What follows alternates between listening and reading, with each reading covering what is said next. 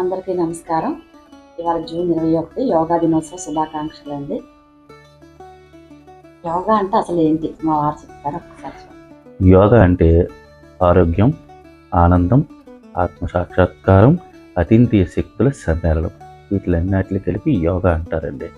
యోగా అంటే ఏదో రకరకాల భంగిమల్లో, అంటే అసాధ్యమైన భంగిమల్లో శరీరాన్ని తిప్పటము, రకరకాల భంగిమలు వేయడం కాదండి. యోగా అంటే ఐక్యం. మన బుద్ధితోని మనసుతోని మనం ఐక్యం అవ్వాలి. ఐక్యం అవ్వడాన్నే యోగా అంటారు. యోగా అనేది శారీరక మానసిక ఆరోగ్యాన్ని మెరుగుపరుస్తుందండి. ఇప్పుడు కొన్ని యోగాసనాలు చూద్దాం, సూర్య నమస్కారాలు అవి చూద్దాము పదండి. ఇగోండి, ఇప్పుడు యోగాసనాలు వేస్తున్నారు చూడండి. ఈ యోగాసనాల వల్ల శారీరక ప్రయోజనాలు: వశ్యత, ఫ్లెక్సిబిలిటీ అండి. యోగాసనాలు కండరాలని సాగదీయడానికి, శారీరక వశ్యతను పెంచుతాయండి. కండరాలు బలోపేతం చేసి శారీరక దారుఢ్యాన్ని పెంచుతాయి. సమతుల్యతను, శ్వాసకోశ ఆరోగ్యము, గుండె ఆరోగ్యం ఇవన్నీ కూడా ఈ ఆసనాల్లో మనకు లభిస్తాయండి. మానసిక ప్రయోజనాలు కూడా ఉంటాయి. ఒత్తిడి బాగా తగ్గుతుందండి. నిద్రలేమి సమస్య తగ్గుతుంది. భావోద్వేగ నియంత్రణ, బరువు తగ్గడము ఇవన్నీ కూడా యోగాసనాల్లో సాధ్యమండి. ఇప్పుడు మీకు ప్రస్తుతం చూపిస్తున్నది ఒక్క సూర్య నమస్కారాలు మాత్రమే చూపిస్తున్నాము. ఇలాంటివి చాలా ఆసనాలు ఉన్నాయండి. పశ్చిమోత్తానం అని, హలాసనాలని, ఇలాంటివి చాలా ఆసనాలు ఉన్నాయి.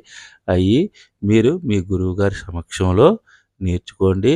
పుస్తకాలు చూసి కానీ, టీవీలు చూసి కానీ నేర్చుకోవద్దు దయచేసి. ధ్యానం.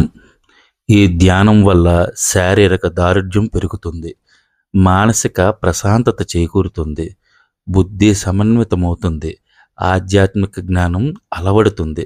ధ్యానం వల్ల రోగాలు నయమవుతాయి, జ్ఞాపక శక్తి అధికమవుతుంది. ఇలాంటివి చాలా ఉన్నాయండి. అన్నిట్లకన్నా ఉత్తమమైనది ధ్యానం అండి. ధ్యానాన్ని మించినది లేదు. ధ్యానము చాలా మంచిది. దాన్ని తప్పనిసరిగా చేయండి. ఈ యోగ విద్యను మీరు ఎలా పడితే అలా చేయకూడదండి.